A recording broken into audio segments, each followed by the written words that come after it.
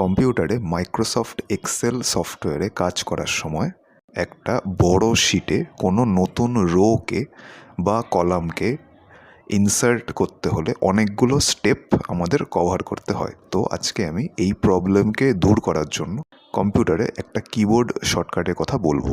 এই শর্টকাটটি শিখে রাখলে আপনার জব ইন্টারভিউতে খুবই সুবিধা হবে। নমস্কার বন্ধুরা, আমার নাম তুষার পাল আর ফর্মুলা বন্ধু চ্যানেল আপনাদের সবাইকে স্বাগত জানাই। আমার এই এক্সেল শিটে একটা টেবিল রয়েছে যেখানে 4টে নাম রয়েছে। তো আমি চাইছি এই 4টে নামের মাঝখানে কোনো ব্ল্যাঙ্ক রোকে ইনসার্ট করতে। তো প্রথমে কি করতে হবে, সম্পূর্ণ রোকে সিলেক্ট করতে হবে। কন্ট্রোল প্লাস প্রেস করলেই আপনাদের সামনে চলে আসবে একটা নতুন ব্ল্যাঙ্ক রো।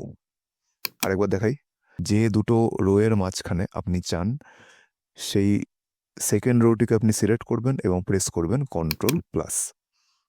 ঠিক একইরকমভাবে কোনো ব্ল্যাঙ্ক রোকে যদি ডিলিট করতে চান প্রেস করবেন কন্ট্রোল মাইনাস।